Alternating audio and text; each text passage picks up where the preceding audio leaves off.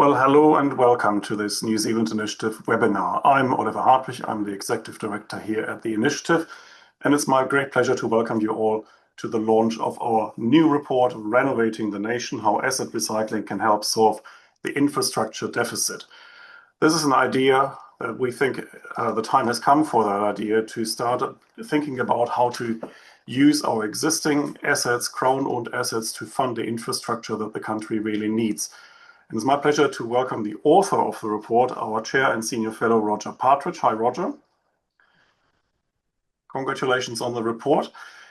We will do what we always do in our webinars. The author, of course, has the first 10 minutes to discuss what it's all about and introduce the ideas, but we are also privileged to have two friends of the initiative with us today to provide comment on the report. And the commentators are Fran and Fraser Whineray. Neither of you needs any great introductions. Of course, we know Fran as Managing Director of NZ Inc., previously editor of the National Business Review and currently a prominent columnist for the New Zealand Herald.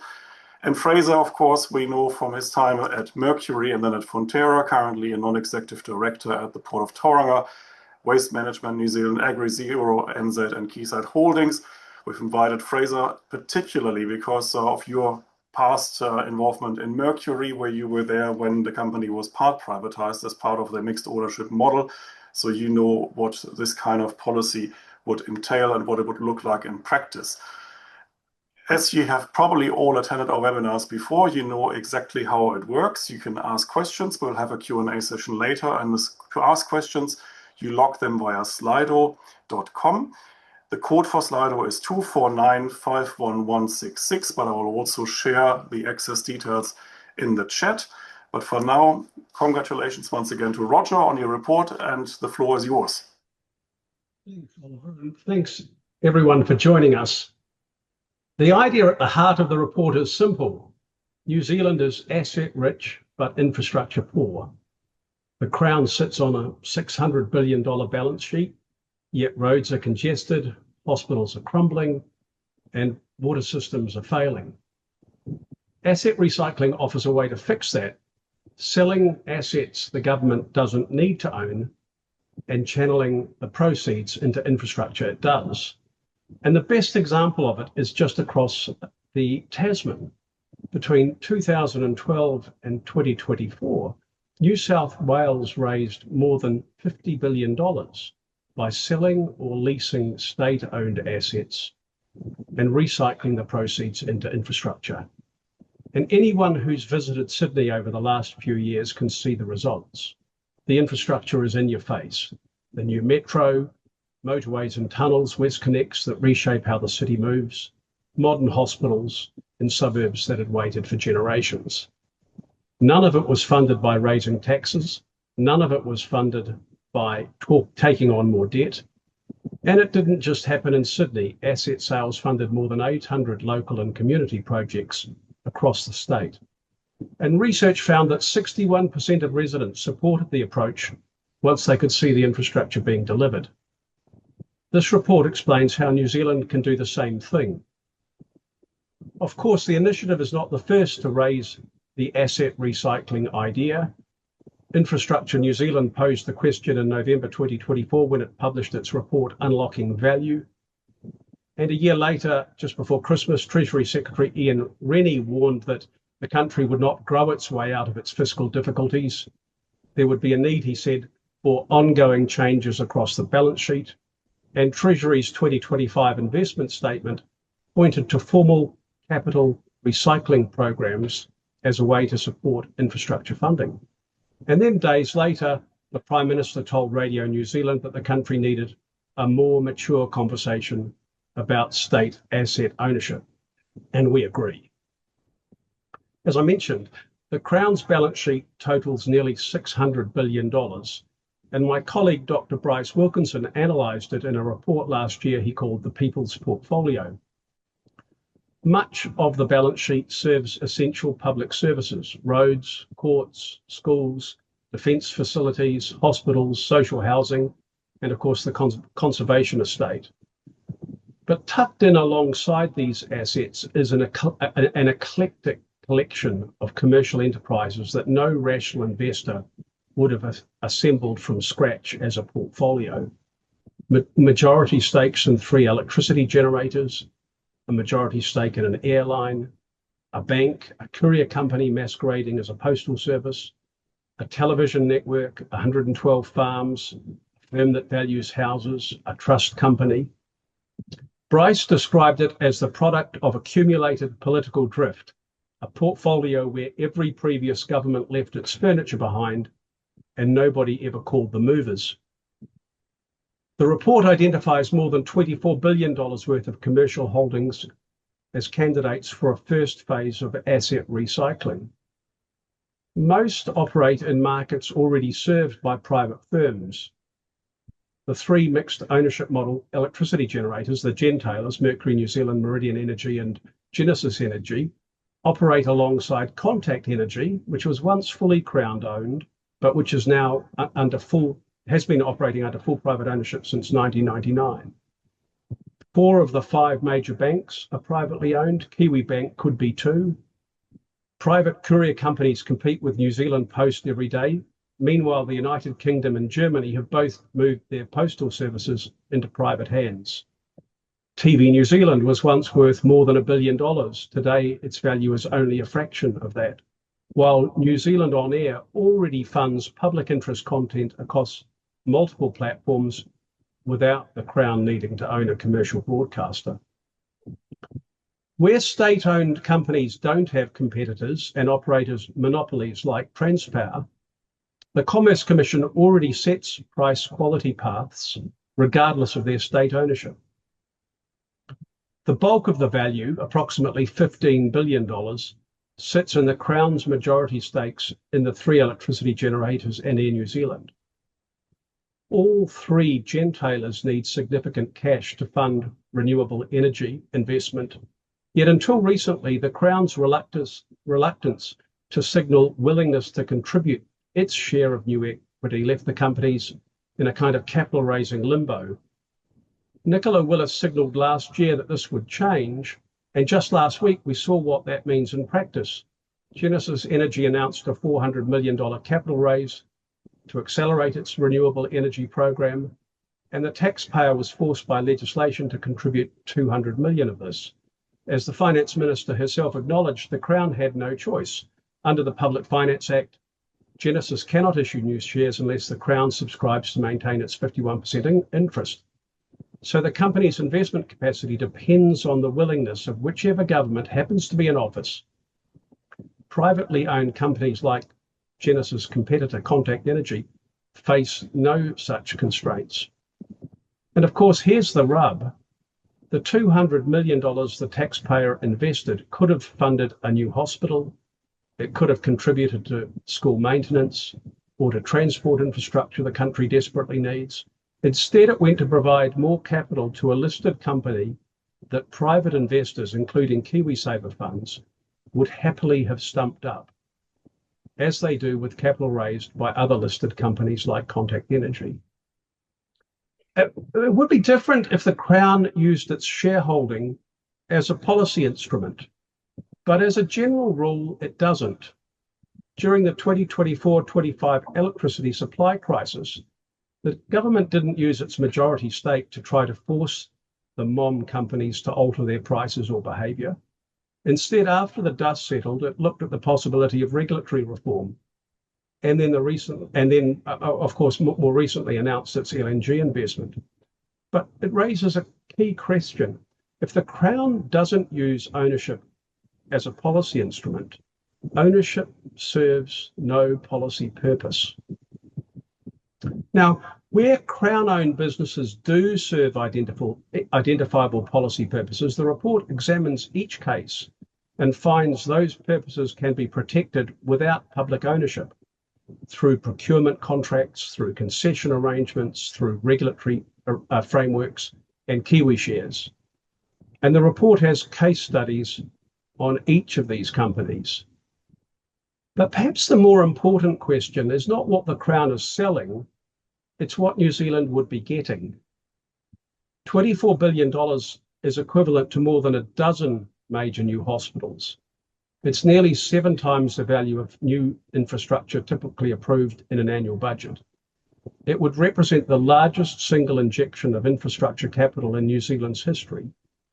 Asset recycling could fund the transport networks, roads, tunnels, bridges, busways and rail that reduce the time New Zealanders spend in traffic, and the hospitals and schools that every family depends on. Every one of those projects would create jobs, lift productivity and improve lives in ways that owning a commercial television network or a courier company never will. Now, unfortunately, as most will know, asset sales have a poor reputation in New Zealand, and for good reason. In the past, proceeds have disappeared into the government's general accounts or displaced spending that would happen anyway. Voters remember what was sold and nothing more. New South Wales succeeded where we failed because of 3 design features the report says New Zealand must replicate. First, ring fencing. Every dollar of proceeds must flow into a dedicated fund established by statute and walled off from the government's general accounts. The report proposes a national infrastructure fund with independent governance modelled on the New Zealand Super Fund, an institution that's already proved we can manage large investment funds at arm's length from government. The second is additionality. The fund must supplement normal budget capital spending, not substitute for it. If governments quietly replace existing capital spending with asset sales proceeds, voters see nothing new and the political case collapses. The National Infrastructure Fund should verify that funded projects would not otherwise proceed through normal budget processes. And then the third requirement is prioritisation, an ingredient New Zealand currently lacks. Infrastructure New South Wales produced the first prioritised and costed infrastructure plan in the state's history. Ministers kept final authority over which projects would proceed, but they had a prioritised and costed menu. We have no such menu. The Infrastructure Commission's National Infrastructure Plan, which is a terrific document released to Parliament last month, is a valuable 30-year assessment, but as the Commission itself acknowledges, its infrastructure priorities program should not be considered a prioritised list. Parliament created the Commission to coordinate, develop and improve what was coming through pipelines from departments, not to decide what was needed and when. The report recommends that the asset recycling legislation direct the Commission to produce a prioritised and costed list of national infrastructure needs within 12 months. Without the discipline, proceeds risk flowing into political pipe dreams rather than those delivering the best returns for New Zealanders. Ring fencing protects the money. Additionality ensures it funds infrastructure we would not otherwise have. Prioritisation ensures it's spent wisely. Getting all 3 right is critical to making the program work. Miss any one of them and it will fail. An election looms in November. Asset recycling should appeal across the political spectrum because it's about nation building. And it's not about whether the government should own assets, it's about which assets the Crown should own. Sitting on assets the Crown does not need to own while the country's infrastructure crumbles is not prudent stewardship, it's the opposite. The blueprint's ready. I commend the report to you and I look forward to hearing from Fran and Fraser. Thank you. Thank you, Roger, and once again, congratulations on the report. By the way, you can all find the report, of course, on our website at nzinitiative.org.nz. It's called Renovating the Nation, but now it's time for questions and discussion, and we start a discussion with Fran O'Sullivan, who joins us from outer space. At least that's what it looks like. Fran, over to you. It could well feel like that too, Oliver. It's so wonderful. Hey, congratulations on naming Renovating the Nation. It gets us away from just purely thinking about asset recycling or privatisation and selling the silver. Just some of the phraseology which has, I guess, coloured discussion on all these topics going right back to the 1980s in New Zealand when the first round of privatisation occurred. Look, cutting straight to the chase, what I really enjoyed about your report is the focus on these design features, the criticality of that, ring fencing proceeds in a national infrastructure fund. And I think if we go back to MOM, I think it was the second term of, or third term, get that one right, of the John Key government. I mean, at that stage, it kind of supposedly went into a fund to provide capital for investing in hospitals and all the like, except it wasn't in a separate fund. It was actually just a line in the government account. So I like that factor. I like the fact that you're talking about proceeds supplementing normal budget capital allowance. And I wonder on that if normal capital budget allowance really should be taking care of hospitals and things like that. Whereas when I think about this, my personal view is if you're going to present a compelling case, it's got to go into something that's going to derive more income and create new revenue streams. So it might be those roads. It might be a road of national significance. It might be a particular public-private transport mechanism, something like that. Where you actually service that also with more money coming in. I was quite horrified by, though not surprised really, by the Infracom's comments just the other week, where it basically talked about, just how much is inappropriately funded by government anyway.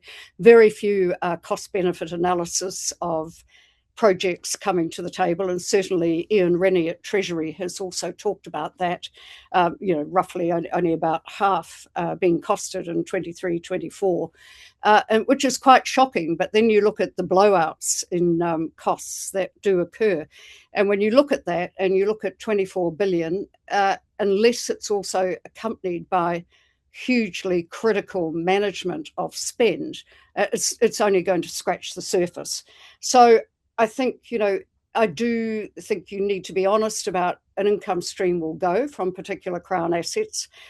Personally, I would like to see an intermediate step where it doesn't just go into a fund, these assets, but they get put into a Temasek type model where, in fact, they might be readied for MOM.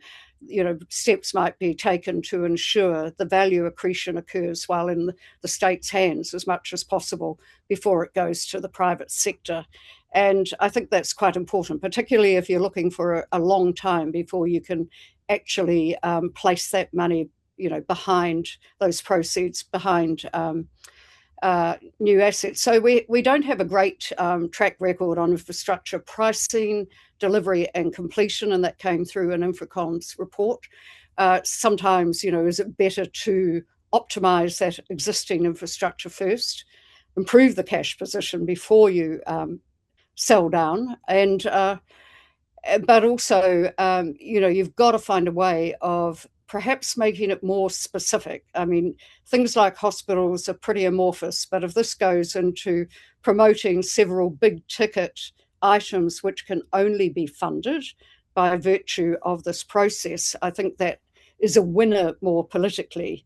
Because you've just seen in the last week or so just the pushback on a perfectly sensible option to have a toll on the existing Auckland Harbour Bridge to help, get together the cash to do the next harbour crossing.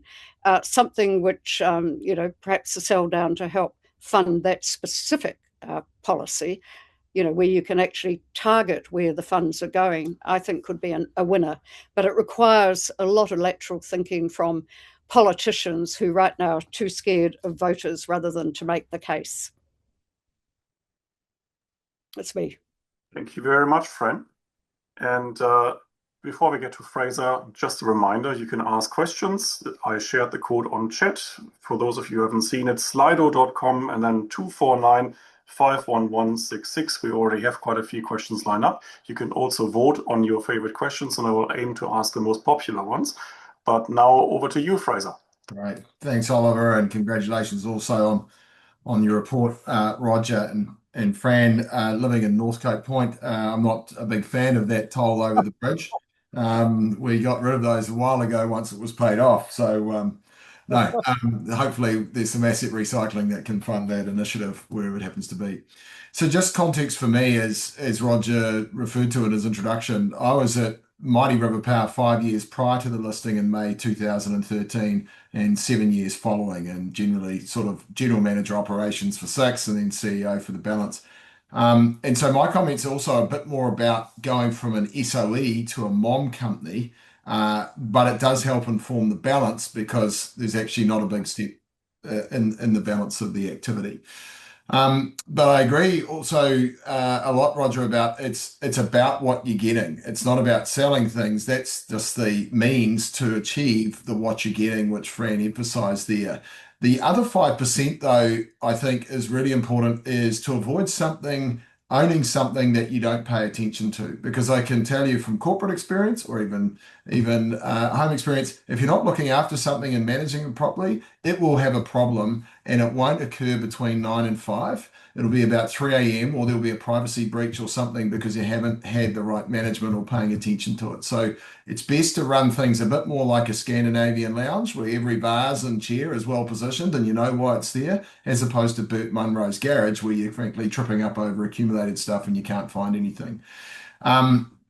I think the other aspect that's been touched on is it's even better to build something that the money goes into that can then be recycled, because ideally you're getting multiple recycles out of this along with the revenue that Fran touched on.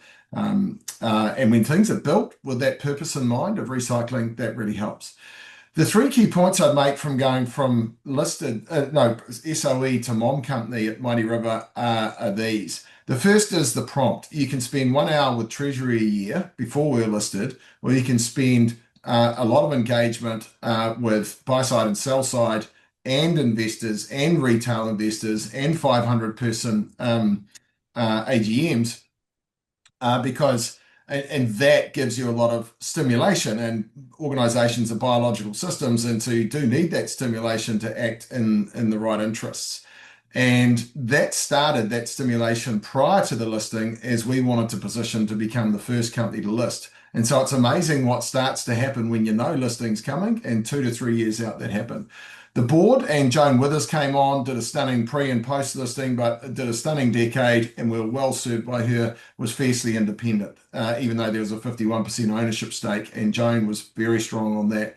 But the board, again, their interests, their engagement, their reputations really do matter for, again, giving the executive the stimulation that they need to do the right thing in the interests of the long-term value of the organisation, which also means looking after customers, regulation, and all of the other things that are necessary for the organisation to function.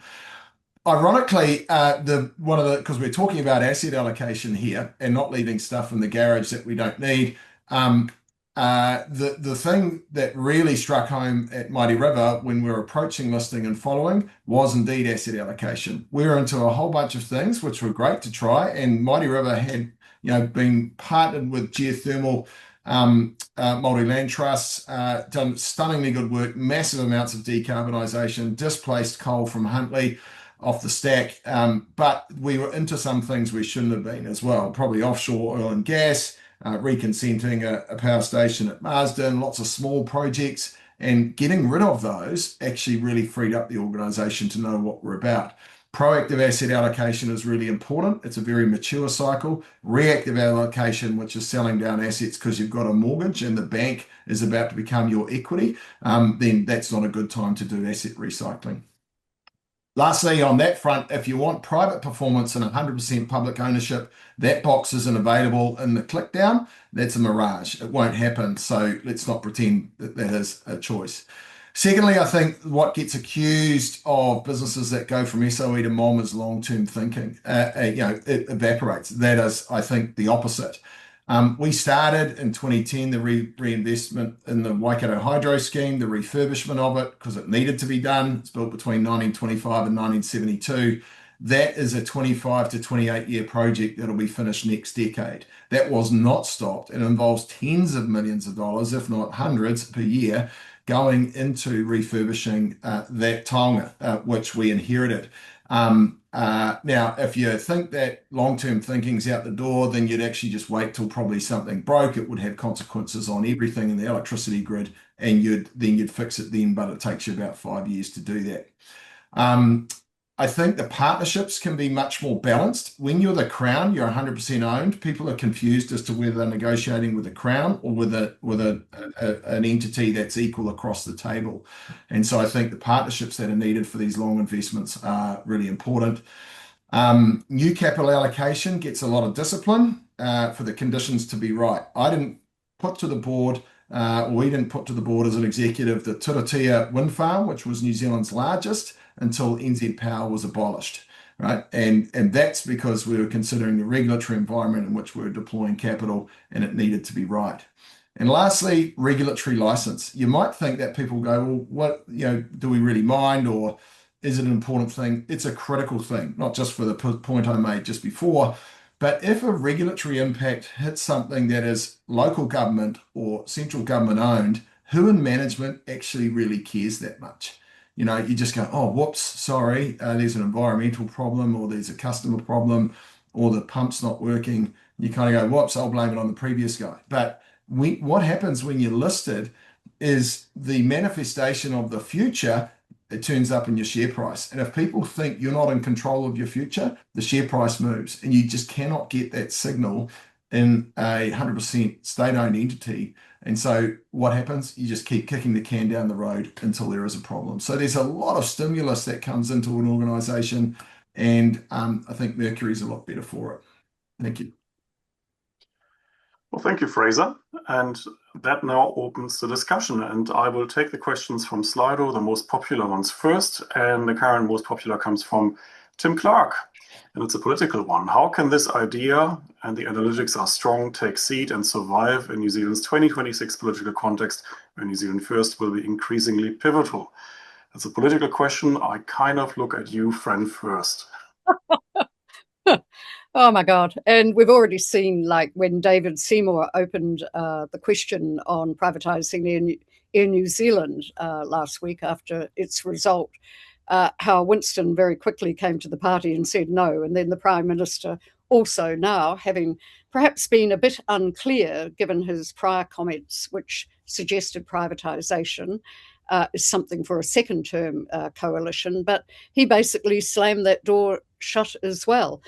I think where it might be able to build some cross-party consensus, however, is to look at potentially, as I was describing earlier, a sell down of a particular one or two assets to fund a big piece of infrastructure that both parties want, both main parties. And both main parties want a second harbour crossing. At the last election, Labour put up this proposal for 3 different options, totally uncosted, total mirage, promised it to the punters, and of course nothing behind it. And it also, but I think if they could reach a commonality led by Infracom, that this is a priority for our biggest city, which needs to grow, and perhaps coalesce the major parties behind a mechanism to get there rather than being pulled over the shop. I think logically that should be able to be done. Thanks, Fran. I mean, it is still a relatively controversial idea in New Zealand, but in Australia, of course, in New South Wales, it is super popular and cross-party lines, really, Roger. So how have they achieved that? A supplementary answer to that question, because it's a good one. Yeah.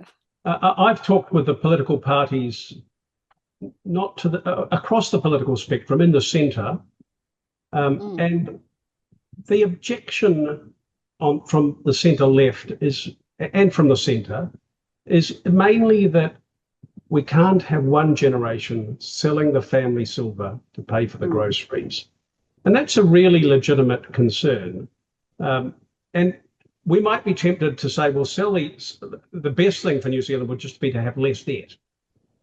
And so let's sell the assets and pay down debt. But the electorate doesn't trust the next finance minister not to draw it down again. So it's quite comforting for New Zealand to know that we've got cash locked up in these assets. So that's why this report says, well, let's keep that attribute. Let's keep the cash locked up. Keep it away from politicians displacing day-to-day, using it to displace day-to-day spending. And we've got some evidence that we can do that with the super fund. And we've got some evidence that it works when we look across the Tasman to New South Wales. So I think it's a narrative that can be well understood across the political spectrum. Okay, thank you, Roger. Oliver, can I just add one comment? Of course. We're talking about central government here a lot, and that's the focus of the report. But I know that it occupied Roger a lot to think about local government as well. And you have seen examples of this from local government. Now, ideally, local government again does asset reallocation when it doesn't have to because of balance sheet distress. And some of those local government entities have indeed locked up and to future-proof them, which is exactly one of the key points Roger raises. And what are you doing with the proceeds? They've locked them up in various the future fund, and New Plymouth's done something similar, I think, with proceeds from its electricity business. So I think there's some local government examples, and ultimately, ideally, central government could set a codaway, a system, an approach for this, because most local government entities aren't big enough to tackle these kind of challenges and set them up in the right way. There's also some regulation that probably comes with those local government assets that needs to ensure it's fit for purpose. But ultimately, local government can be considering these things as well, and they indeed may light the path for showing good ways in which this could be done, because in local communities, you can see the cost and the counterfactual and the benefit much more acutely. Thanks. Thank you. Next question then. We rank 4th to last in the OECD for asset management. What can we do on that side to complement and improve asset recycling, Roger? Yeah, no, it's a shocking statistic, but you can see it. You look at our portfolio of state houses, and the temptation for politicians is always going to be to build the shiny next new thing. Maintaining the massive Kāinga portfolio of state houses is nowhere near as sexy. Nobody goes with a reporter and a camera to South Auckland to watch the scaffolding go up on the next house to be painted. So in many cases, the best preserved or maintained government buildings are the buildings government departments operate in Wellington. And they're owned by precinct and by other private landlords who are required to set maintenance standards and to maintain and upkeep them. So I think with a lot of the social assets that the country needs, schools, housing, hospitals, there's probably a case to be made of following the model that government departments already follow and having the Crown lease them from private landlords. Because the Crown good is good generally at specifying standards by which things must be maintained, just not very good when it's the landlord. Fran, Fraser, any thoughts on asset management? Pretty woeful, and I think again Infracom brought that out just a short time ago.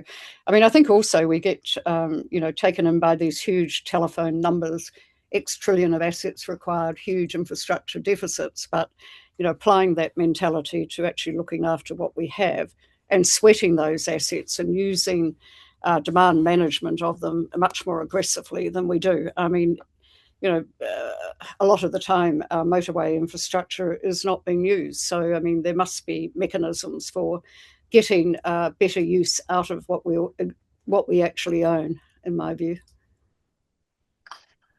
My concluding comment, to talk with those comments, it's that if you do own it, you've got to look after it. And if you don't, you shouldn't own it, because it'll atrophy, and that asset that you think is an asset will actually turn into a liability. And as I said, pop up at strange times of the night when something goes wrong. So, and I think R&M, keeping up with R&M is just another, if you don't keep up with it, it's just another form of mortgage. And if you don't have transparency on the mortgage or some way of proving that the asset's being looked after, then it's all very tempting, whether you're state-owned or privately owned or whatever. If you don't have the transparency to kick the can down the road, mortgage the asset by not reinvesting in it properly. Okay. We might take the next couple of questions together because they're actually quite similar. Roger's report mentions, of course, 3 requirements for asset recycling. That's ring fencing, additionality, and prioritizing. And the questions are really, which government, if any, has the discipline to comply with that? And is ring fencing, that's the second question, then actually meaningful without strict limits on what can be funded? In other words, how do we avoid the purpose of the fund being undermined through scope creep? So how practical are these 3 requirements, Roger? Well, I think the evidence suggests they're very practical. If we look at the case study of the super fund, ring fencing has proved enduring across different governments. National, at one point, stopped borrowing to contribute to the fund, but it didn't change the fund's mandate. So we know ring fencing can work domestically if we put in place the right governance structures. And we know it worked in New South Wales.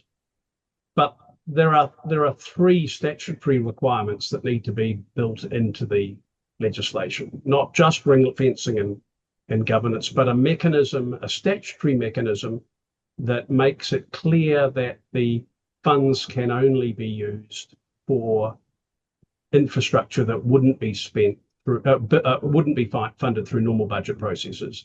And we'd need the board of the infrastructure fund to certify that.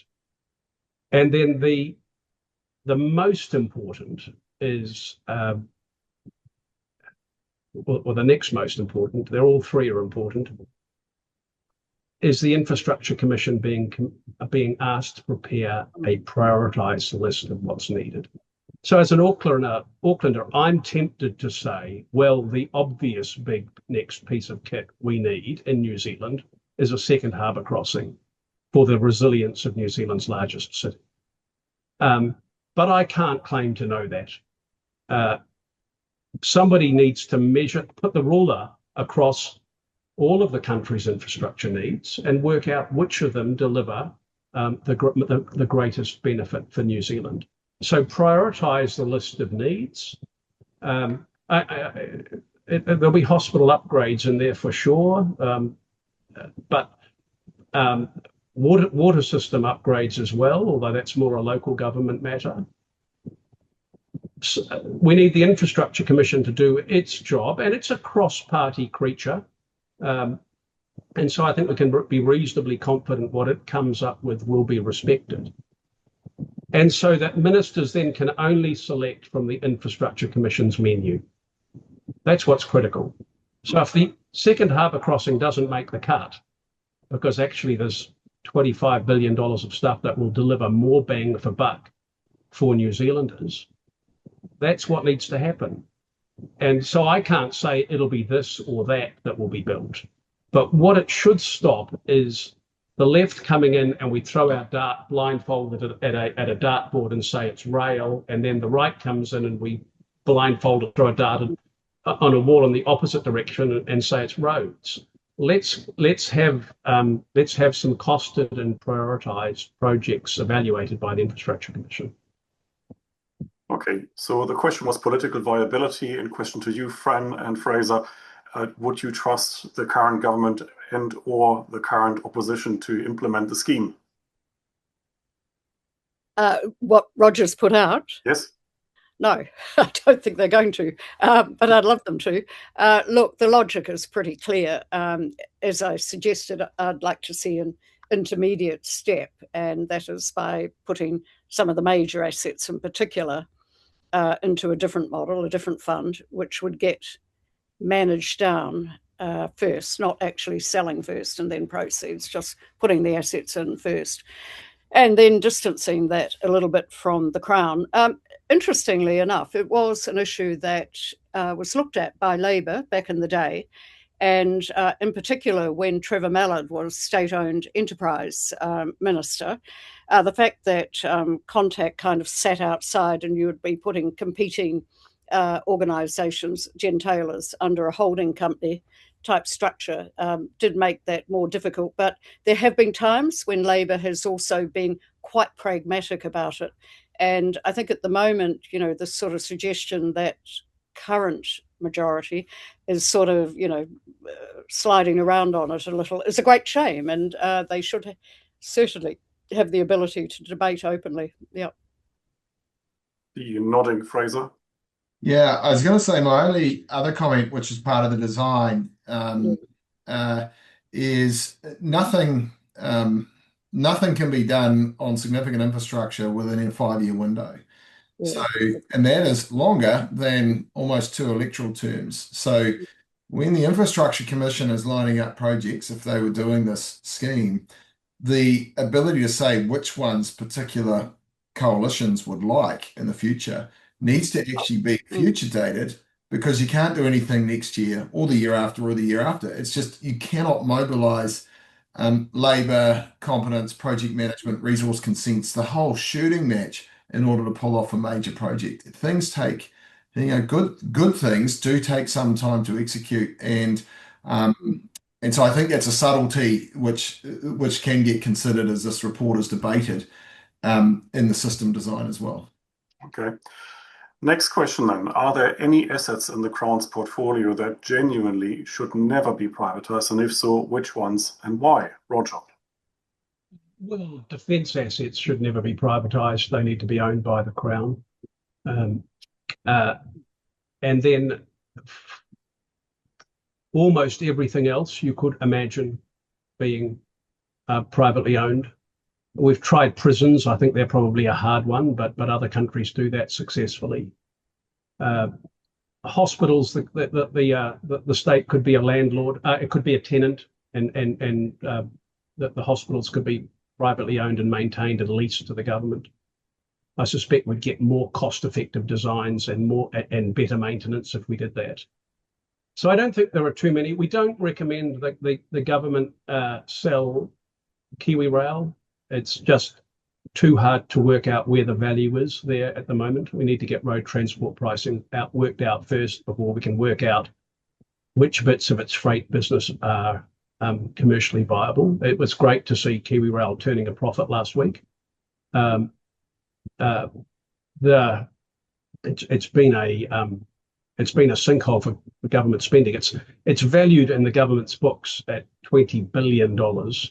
And it may have almost no economic value. So that's an indication of how much we can spend carelessly if we're not focused on economics. Okay. Then let's take the next question, which is a legal question. So that's one for you, Roger. What legal changes are actually needed to make asset recycling genuinely viable? For instance, the government's required to own 51% of some of the gentailers, and is this widespread? Yes, so you need legislation setting up the fund, specifying the requirements for additionality. You'd probably want to lock in legislation the role of the Infrastructure Commission to develop a prioritised and costed 30-year plan, and for it to be updated every few years, because nothing can be set in stone. So then there would need to be an asset recycling, or a Restart New South Wales, or a Renovate New Zealand, Restart New Zealand or Renovate New Zealand Act, and you'd fold in the other bits that are needed, like the change to the Public Finance Act to remove the requirement that 51% of majority stakes have to be owned by the government in the mom companies.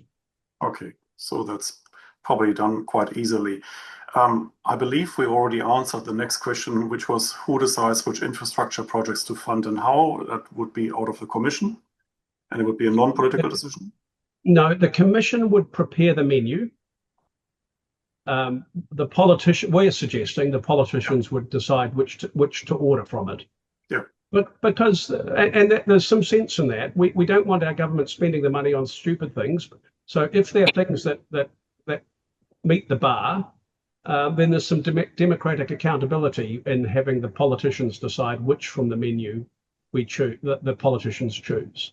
And you can imagine that the left might favour public transport, the right might favour roads, but either way, they need to be projects which it's clear over time the nation needs, and that they meet a cost-benefit threshold. So it wouldn't be a free-for-all. Correct, because otherwise you end up with the risk that, well, without the prioritised list, you end up with the risk that $24 billion gets spent on 10 kilometres of light rail in Auckland, and that wouldn't be nation building. Okay. Next one. What role would the Commerce Commission play in a post-privatization environment? Maybe I ask Fraser that first, because did the role of the Commerce Commission actually change from your perspective at Mighty River or Mercury then later, once you had actually gone through the transition? No, I don't think it changed specifically for it's constantly evolving and doing studies and things on the electricity system. We're not the regulated part of the business than monopoly distribution businesses. So no, that didn't change. For us, the market had been running since 1996 and we'd been split up. There was contact beforehand and then the rest of us got split up out of ECNZ in 1999 in April. So there was some time. Now, we weren't supposed to be SOEs for that long. We kind of had 9 years of them and then got to a second term key government and we were partially privatised. So no, it didn't, but there will be certain assets in local and central government that do need to make sure that the regulatory settings are right, and any buyer of the asset, to get the value right, will want some certainty around those as well. And Fran's touched on making sure that the things are well prepared for sale, and that includes the regulatory environment, so you can maximise the value of the sale and the utility of whatever it's supposed to do going forward. That's an important combination, which does require regulatory consideration. Well, that's actually quite an important point. So it doesn't really matter who owns the company, it's that they all still play according to the same rules. Roger. Yeah. Right. So we've got no shortage of regulators, and most of the state-owned enterprises and the MOM companies are subject to one form of regulation or another that's industry specific. The Electricity Commission, Commerce Commission in the case of Transpower. One of the things that's interesting, though, is that getting the Crown out of ownership removes a conflict of interest. So the Commerce Commission is not then regulating a Crown-owned asset. It's that an asset owned by the organisation that appoints people to the Commerce Commission. They're at arm's length, and so it's cleaner not having the Crown owning commercial assets that are subject to regulatory environments. And we've got the full suite. Okay. We touched on the next question already, but if you want to add anything to that, Roger, what built public trust in the New South Wales model? The communication was very good. So there was, and perhaps I could have emphasised that more in my presentation. I do in the report. There was a high level of transparent communication about what was being sold, what was happening to the proceeds, where they were being spent. And I think that's essential to build public trust. So the public can see the money go into a ring-fenced fund, away from politicians, as somebody put it to me. I think it might have been Radio New Zealand when I was doing a pre-record last week, keeping it away from politicians' sticky fingers, so the public can see the money ring-fenced in the fund, and then they can see what it's going into. Mm-hmm. And we've got a political question here. Is there a difference in the viability between the super fund, in brackets, where raiding the pot has political costs, and this fund you're proposing, in brackets, where raiding the pot has political benefits? If I'm going to answer that, I don't think that there's any difference. I think raiding the pot would have political costs in both cases, and raiding the pot would have, well, at least economic benefits in both cases, because it's a pot. So there needs to be a good understanding and government and a clear governance framework, a statutory governance framework, which preserves the pot as a pot for a particular purpose. Next question was, how do you decide what the Crown should own and what it shouldn't? We touched on this already, but do you want to go into the specifics, Roger? I think one other thing that the Crown should own, the conservation estate. But I think we've covered that. Okay.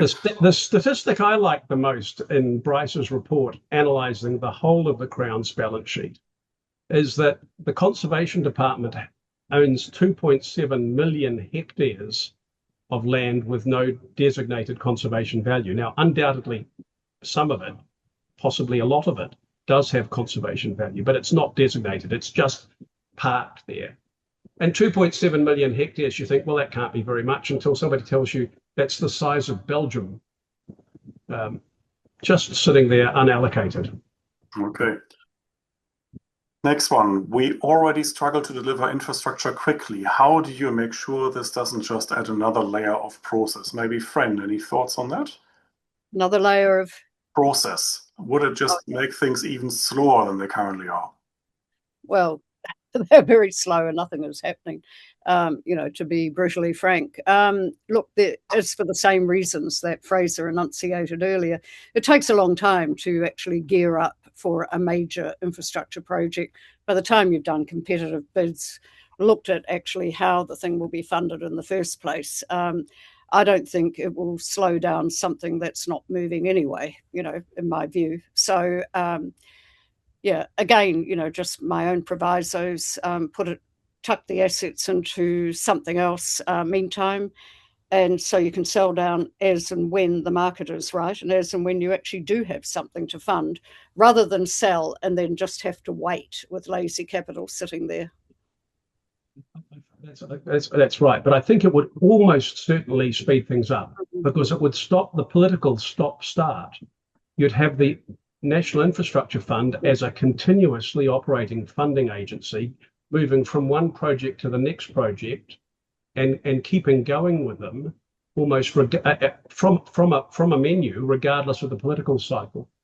And if you think about the ultra-fast broadband rollout, it operated much the same way. The funding agency in the Crown Fibre Holdings, it was now called Crown Infrastructure Partners, was the funding agency, and that would be New Zealand's most efficiently and best delivered infrastructure program in, well, almost certainly the last 20 years. Right, we might take the next couple of questions together again because they're related. One question is, how did New South Wales ensure asset recycling funded genuinely new infrastructure rather than just replacing normal budget spending? And then the second question, quite an interesting one. If infrastructure is funded outside of normal budgets, how do we stop core budgets shifting even more towards other flashy projects? So the political economy of the whole proposal, Roger, any thoughts? Yeah, I think here the Infrastructure Commission's done a fabulous job in telling us about how poorly our current infrastructure is maintained. Our asset management, as one of the earlier questioners put it. And it's important that we maintain a public focus on that, so that we can't let our politicians get away with not addressing it. And that's going to require a combination of politicians, the media, and other community and business groups, holding the government to account. Any thoughts, Fraser, Fran? Oh. No, that's a good question. It's a tricky one. Okay. Then a speculative question for all of you. If this were adopted tomorrow, what would people actually see within the first 2 years?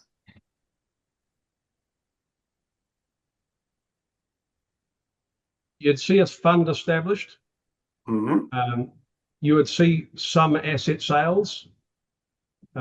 Within 1 year, you would see, and this would be I think a big win for the nation, the National Infrastructure Plan, prioritising what it is we need. I mean, wouldn't it be good for every Kiwi to know what infrastructure projects will deliver the greatest benefit to New Zealand if we spend $25 billion on them? Okay, but this was a question about timelines. So if you actually look at the Australian example, how long did it take them to actually show results from the fund? Yeah, to show completed infrastructure, well, that's a multi-year timeline. So Yeah. it'll take time. But it was set out quite clearly at the beginning. Yeah. Right. Next question is about council assets. And since Fraser talked about this already, maybe I'll direct the question to you. Could councils' asset recycling also make use of the ring-fenced fund? And rather than setting up their own future funds or whatever you call them, how would that work practically? Yeah, they could. I see the same arguments applying. What you've got is an efficiency of having one custodian, but actually with a set of different prescriptions from different, whether it's central or various different councils, saying these are our rules, and then that same body can review that and then publish a report every quarter to say the money's here, it's gone into that, and that met the criteria that that it happened. Because hypothecation of proceeds is one of the, as Roger's mentioned, one of the most critical aspects is to letting go of something, is to knowing what you're going to get, and that's perfectly good human behaviour. So councils will have the same requirements from the ratepayers. Okay.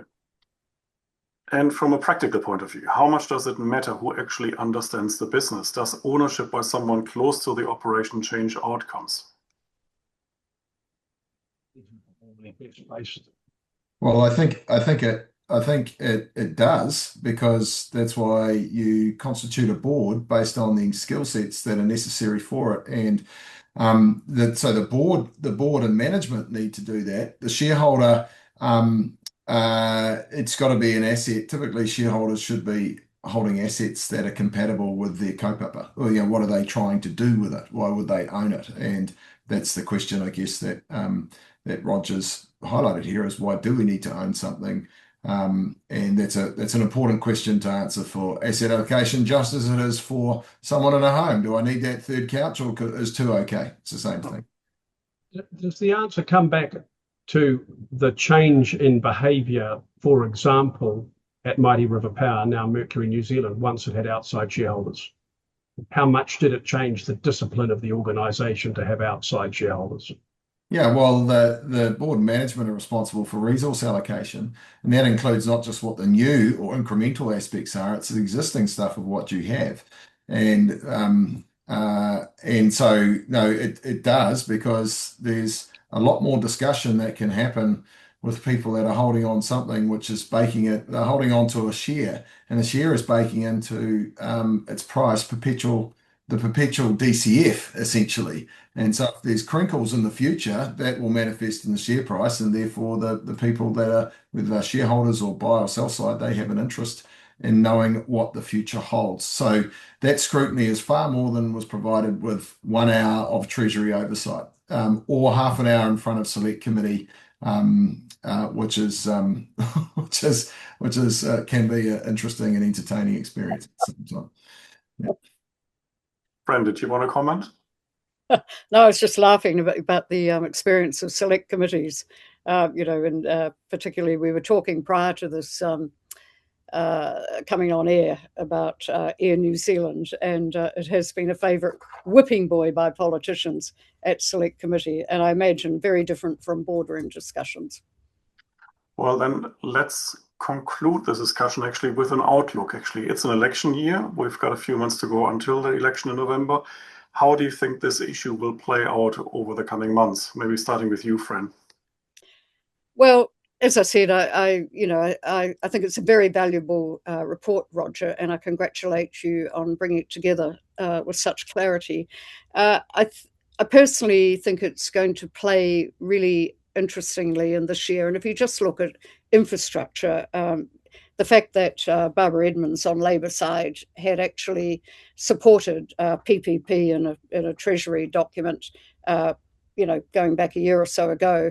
But then when it came to the Infrastructure Investment Summit, a lot of, carve-outs were across that all of a sudden.